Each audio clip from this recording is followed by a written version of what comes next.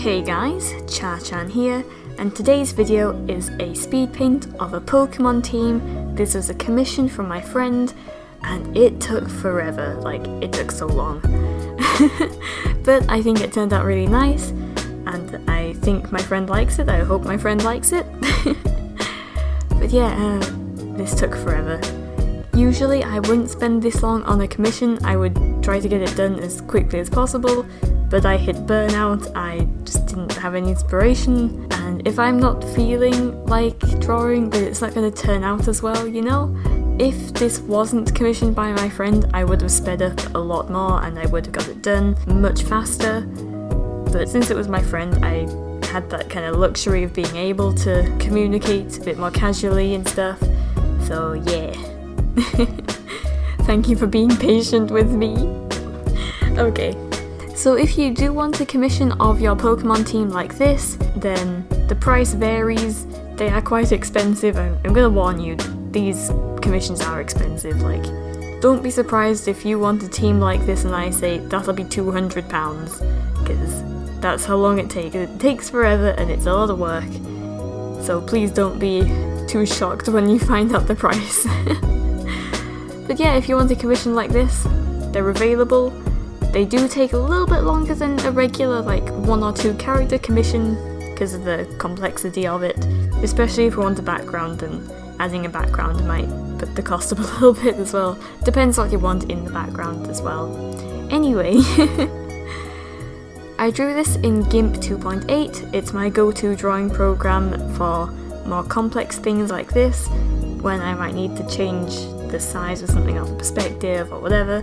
I'm getting used to Fire Alpaca, but there's some things I just can't get my head around in it, like how to transform, like perspective transform things. I just don't understand.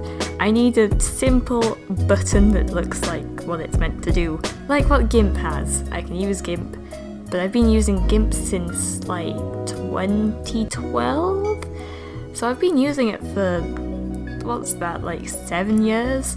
That's when I started doing digital art. Yeah, that's quite a long time. That's 7 years? I don't know, I can't do maths. Anyway. So in this team we have Lycanroc. The Lycanroc has 2 different coloured eyes. Arcanine. Arcanine was requested to be bigger, taller than a regular Arcanine, and he's got a spiky collar with a Mega Stone on. I know Mega Arcanine doesn't canonically exist, but you know, it's still cool to have fan designs and stuff, so yeah. A shiny Umbreon, a Garchomp. The Garchomp was requested to have battle damage on his fins. Are they fins? I guess they're fins. Anyway, a Skarmory and an Aegislash. Is that how you say it? Aegislash? Anyway, and the trainer. For the trainer, we decided to take inspiration from the Megamind outfit, like Megamind's outfit in the movie, with the big collar and the spikes. It looks cool and gothic, maybe a little bit punk as well. And also Rudolph from The Little Vampire 2017, with the spikes and the coat and the shoes, especially the shoes. The shoes are basically the same, like pretty much the same. So that's where the inspiration for the outfit came from. I'm sure you can clearly tell if you were to look at those 2 characters. And yeah, it took forever. Drawing all those spikes, colouring all those spikes, and shading them all took forever. Anyway, so on the trainer, when I was colouring him, I couldn't always select things because it was so detailed and small. I had to colour things manually, which, to be honest, would have taken the same amount of time as if I'd been selecting and bucket filling, just because of how many tiny little details there are, so it wasn't too different in time-wise, but still tedious. I haven't drawn any of these Pokemon before, I don't think, or if I have, I don't remember doing so. I've drawn Umbreon before, and I don't think I've drawn Arcanine before, and I definitely haven't drawn the other 4. So this was my first time drawing a majority of these Pokemon, and I think I did an alright job. It's really cool to see how they turn out in my style, so it's really fun. I didn't show the sketching process because I did it traditionally in my sketchbook, and also there was a lot of like back and forth saying like and also it was trying to figure out how big Pokemon should be compared to the trainer, and all that kind of stuff, positions and poses. And once I had finished the traditional sketch and had it on my computer, I decided to draw the trainer digitally. I didn't sketch the trainer traditionally because I just didn't. We didn't actually have the finished design by that point, so that was a kind of back and forth while I'm drawing, talk with the commissioner, you know. I really like when commissioners give me a lot of information about what they want. Even if it's a huge paragraph of what they want, that's absolutely brilliant actually. I've had some commissioners be like, sorry I'm giving you so much information, and I'm like, no, that's perfect, that's exactly what I want. Especially when they send reference images, like things to look at and get ideas from, that's the best. If you're gonna commission me, don't be afraid to have like 10 paragraphs of what you want plus 50 reference images. That's honestly really appreciated. It makes my job a lot easier, and you're more likely to get something you're happy with, so yeah. Anyway, didn't film the sketching obviously, but I filmed the line art and the base colouring. I didn't film shading and the background because this video is already 16 minutes long, you know? Sure, I could have made a half an hour speed paint. I think I have once before, but you know, I didn't feel like it. My computer doesn't really like to film when I've got 40 plus layers and yeah, my computer doesn't like when I've got 40 plus layers on a drawing.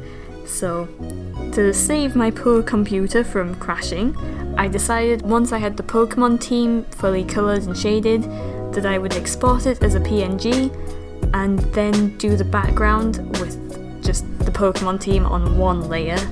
So that cut layers down quite a bit, and the background ended up being maybe about 20 layers, so yeah, I didn't want to have a 60 layer GIMP file, did I?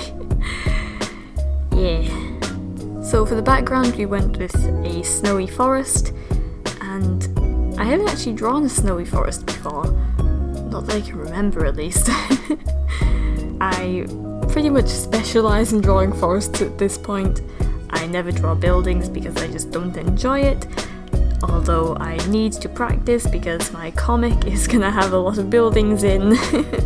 Well, one of my comics. Kind of varies from comic to comic, you know? Anyway, so for the background, I didn't really use many gradients.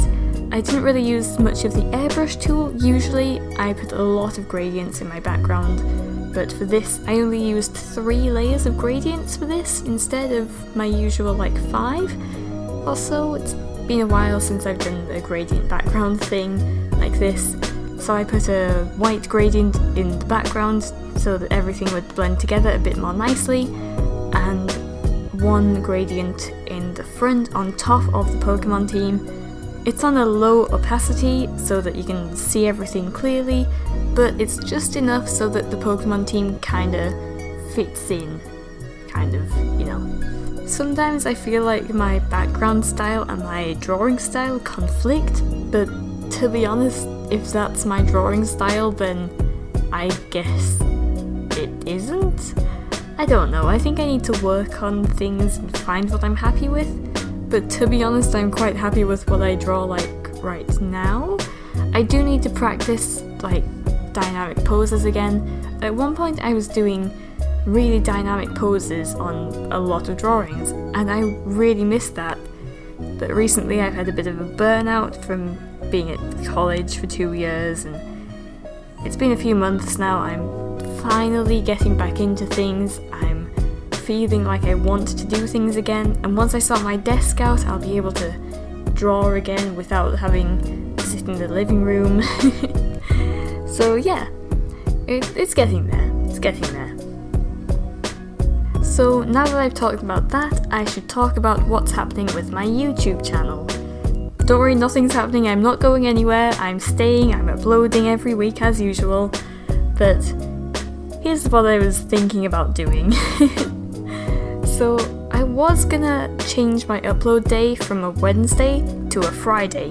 I was going to upload on Friday, but a lot of things have changed in the past few weeks that mean that Wednesday is remaining my best day to upload. So my week right now looks like I'm home usually Sunday, Monday, Tuesday, Wednesday, and most of Thursday. And on a Thursday night, I go over to my boyfriend's house and I stay there. So I stay at my boyfriend's house Thursday, Friday, and sometimes Saturday night. Occasionally, on a rare occasion, it'll be Sunday night as well. So I'm at my boyfriend's house 3 to 4 days a week, and I'm at home 3 to 4 days a week.